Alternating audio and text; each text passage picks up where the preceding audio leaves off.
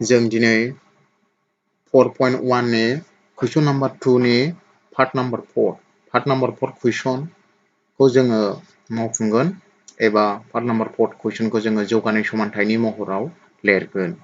दा जोंना कुइसनाव दङ, कुइसनाव गंसे ट्रेना समानसु खारथियाव 480 किल'मिटार गोजान बारलाङो एबा खारलाङो। जुदि खारथिया 8 किल'मिटार पार घन्टा खमसिन जानायमोनब्ला अब्ला बियो एखे जानथायखौ बारलांनो 3 घन्टा बांसिन सम लागौमोन। जों दा ट्रेननि खारथिखौ दिहुननांगौ। बे कुइसना इम्परटेन्ट, बे एग्जामाव फ्राय फैयो, बेनिखायनो बेखौ मोजां गोसो होनांगोन। गंसे ट्रेना समानसु खारथियाव बेसेबां गोजान थाङोनो 480 किल'मिटार गोजान खारलाङो होनबा ट्रेना बेसेबां जानथाय थांदों, जानथायाबो होनाय दंखायो जोंना। ट्रेना बेसेबां जानथाय थांदों 480 किल'मिटार गोजान थांदों होनबा जानथायाबो होनाय दंखायो। जुदि खारथिया 8 किल'मिटार खमसिन जायोनो, 1 घन्टायाव बेसेबां खमसिन जायो 8 किल'मिटार, खमबा जों दानख'नांगोन। आरो एखे जानथायखौ बारलांनो 3 घन्टा बांसिन सम, आरो बांसिनबो होनाय दं। बांसिन होनबा जों मा खालामनांगोन, बेखौ जों समजों दाजाबनांगोन। जों अब्ला फैदो जों मावफुंनोसै। जोंना गिबियावनो जानथाया होनाय दंखायो नालाय, जोङो होनाय दं होननानै जोङो जानथायखौ लिरग्रोनांगोन। होनाय दं होननानै जोङो जानथायखौ लिरग्रोनोसै।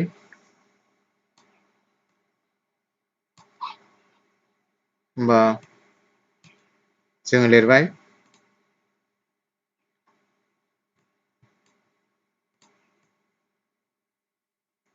जोंना जानथाया बेसेबां होनाय दंखायो, जोंना जानथाया होनाय दं गासै ट्रेननि हान्थिनायनि जानथाय डिस्टेन्स बेसेबां होनाय दङ 480 किल'मिटार। जानथाया जोंना 480 किल'मिटार होनाय दंखायो, बेखौ लिरबाय जों। बेनि उनाव जोंहा ट्रेननि खारथि, ट्रेननि समानसु खारथिखौ हमना लानांगोन। हमबाय ट्रेना 480 किल'मिटार जानथाय थांनायनि समानसु खारथि बा स्पिडखौ जों एस जों फोरमायो। स्पिडखौ हमना लानांगोन समान बेसेबां एस किल'मिटार पार आवार, माने 1 घन्टायाव बेसेबां एस किल'मिटार थाङो खारथिया, बेखौ होबाय। दाना जोंना समखौ दिहुननांगोन। अब्ला ट्रेना समानसु खारथिजों 480 किल'मिटार थांनायाव लानाय समखौ दिहुननांगोन। जा गोसोआव लानांगोन, सम दिहुननायनि फर्मुलाया जोंना जायो, सम दिहुननायनि फर्मुलाया समान जोंहा डिस्टेन्स एबा जानथायखौ जोंहा माजों खारथि एबा स्पिडजों राननांगौ, बेखौ गोसोआव ला। जों सम दिहुनबा जों फर्मुलाया माखौ बाहायगोन, जानथायखौ जोङो खारथिजों रानगोन। अब्ला समखौ जों t जों फोरमायबाय, समान मा जानथायखौ खारथिजों राननांगोन, जोङो बेखौ लिरबाय। बेनि उनाव जोङो समनि जायगायाव t खौ बहायबाय। जोंना जानथाया बेसेबां होनाय दंखायो 480 होनाय दंखायो ना, 480 होबाय। आरो खारथिखौ जों मोनथिया, समानसु खारथिया जोंहा मोनथियामोन, नाथाय जों हमनानै लादोंमोन। मा हमनानै लादोंमोन, एस किल'मिटार पार आवार हमनानै लादोंमोन। बेखायनो जों खारथिनि जायगायाव एस खौ होबाय। बेखौ जोङो 1 नं समानथायजों फोरमायबाय। 1 नंजों फोरमायबाय जोङो। दाना नैथि कन्डिसनाव जोंना कुइसनाव बुंबावदोंमोन। नैथि कन्डिसनाव जोंहा कुइसनाव मा बुंदोंमोन, कुइसनाव बुंदों जुदि खारथिया 8 किल'मिटार पार आवार खमसिन, खारथिया बेसेबां खम जानांगौ 8 किल'मिटार खम जानांगौ, होमबा जोङो खारथिनिफ्राय 8 किल'मिटारखौ दानख'नांगोन। जानायमोनब्ला अब्ला बियो एखे जानथायखौ बारलांनायाव बेसेबां घन्टा बांसिन लादों 3 घन्टा, होमबा समा बेसेबां बांसिन लादों 3 घन्टा, होमबा जों समजों 3 घन्टाखौ जों दाजाबदेरनांगोन। अब्ला फैदो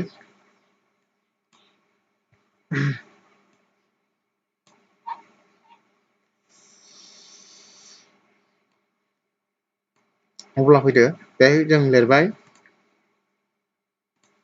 जुदि खारथिया 8 किल'मिटार पार आवार खमसिन जानायमोनब्ला अब्ला ट्रेना जानथायखौ बारलांनो 3 घन्टा बांसिन सम लायो। अब्ला जोङो फैदो, जोंहा समा बेसेबां, समा 3 घन्टा बांसिन लायो नालाय, जोङो समजों t जों 3 खौ दाजाबबाय।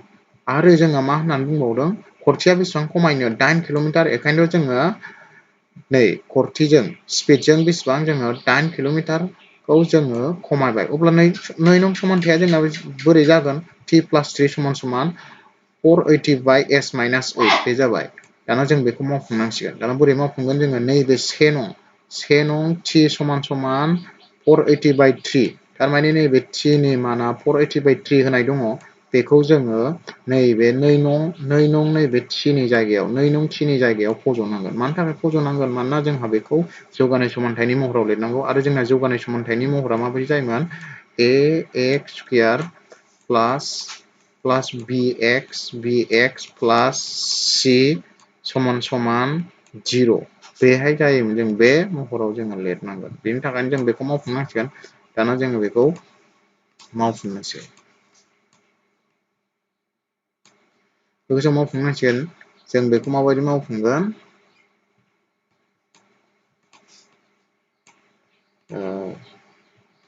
जों से नं t समान 480/s खौ 2 नं समान्थायाव फज'ना मोनो 2 नं समान्थायाव फज'ना मोनो 2 नं समान्थायखौ जों खनसे बेबायदि लिरग्रोबाय बिनि उनावहाय जों नैबे t नि जायगायाव 480/s खौ होबाय प्लास नैबे 3 समान ओरै आगदाथिं दङ 480/s - 8 बेखौ होबाय दाना बेखौ मावफुंनांसिगोन जों बोरै मावफुंगोन नैबे समाननि आगसि नैबे s आरो नैबे 3 नि गाहायाव जोंना मा थायो 1 थायो दाना जों s आरो 1 नि एलसिएम लानांगोन एबा दुसासा s आरो 1 नि दुसासाया जोंना मा जागोन नैबे s आनो जागोन दाना जोंहा बेखौ मा खालामगोन नैबे जबआव s दं s जों दुसासा s खौ रानहरबा 1 मोनबाय 1 मोननायजों गोजौनि 480 जों सानजाबा 480 आनो बेनि उनावहाय नैबे प्लास नालाय प्लास बिनि उनाव नैबे 1 बे 1 जब 1 आबो दुसासा s खौ रानहरबा बेसेबां मोनगोन s मोनगोन दाना बे s मोननाया गोजौनि फान नैबे 3 जों सानजाबनायाव मा मोनगोन 3s अब्ला जोंना महरा बेबायदि फैबाय अब्ला बेखौ जों ओरै खालामो जायो s आरो 1 नि दुसासाया जोंना s जाबाय बिनि उनावहाय जोंहा नैबे 1 जों नैबे 480 जों सानजाबदो 1 जों 480 जों सानजाबा 480 बेखौ बेहाय लिरदो बिनि उनावहाय नैबे प्लासखौ बेहाय लिरबाय बिनि उनावहाय नैबे s जों नैबे 3 जों ओरै सानजाबदो होमबा s जों 3 जों सानजाबा बेसेबां जागोन जोंहा 3s बे समान आगदाथिं जा दं बेखौ खनसे लिरफिनदो 480/s - 8 बे बिनि उनावहाय सानजाबदो बिनि उनाव जोंहा नेक्स्ट स्टेपाव जोंहा बानायसिगोन क्रस माल्टिप्लिकेसन उल्टां फाल्टां सानजाबगोन जों नैबे s - 8 आ नैबे गोजौनि 480 प्लास 3s जों सानजाबगोन अब्ला महरा बोरै जागोन 480 प्लास 3s सानजाब s - 8 बे सानजाबलायगोन बिनि उनावहाय नैबे s आबो नैबे 480 जों सानजाबनांगोन s जों 480 जों सानजाबगोन s सानजाब 480 बे दाना जों सानजाबसिगोन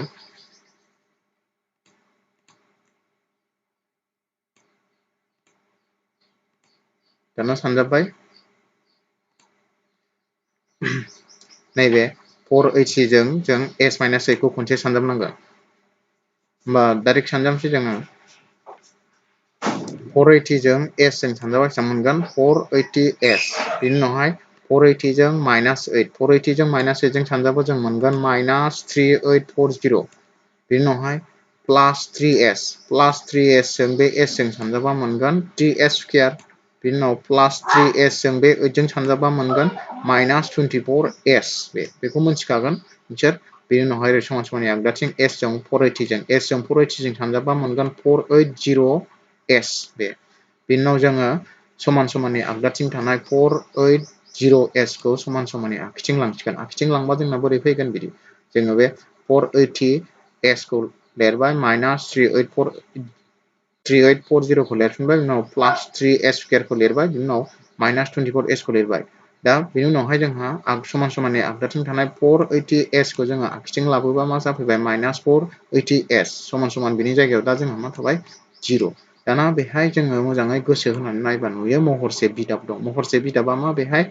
480s आरो -480s एखे बिदाबानो खनसे प्लासाव दं खनसे माइनासाव दं बेखायनोथ' बेयो जोंना ओरै दानजायो दानजानानै जोंना दा मा आग्लायखो दानजानानै जोंना -3840 उनाव प्लास 3s² उनाव -24s = 0 दाना जोङो बेखौ एसे साजायनानै लिरनांसिगोन जों मा जौगानाय समानथायनि महराव जोंना मा जायोमोन ax² आरो प्लास bx प्लास c जायोमोन = 0 बे महराव लिरोब्ला जोङो डिग्री 2 गोनांखौ सिगां लिरबोदो डिग्री 2 गोनाङा जोंना बेहाय दङ 3s² बेखौ लिरबाय बिनि उनाव जोंहा डिग्री 1 गोनांखौ लिरदो डिग्री 1 गोनाङा मा दं बेहाय जोंना -24s बेखायनो बेखौ लिरग्रोबाय बिनि उनावहाय जोंहा थादोमखौ लिरदो थादोमाव मा दङ -3840 बे = 0 जाबाय जों बेखौ 3 कमन लानानैबो बानायबावनो हायो दुइसिन महराव लांनो हायो नाथाय जों लांलायाबो जाबाय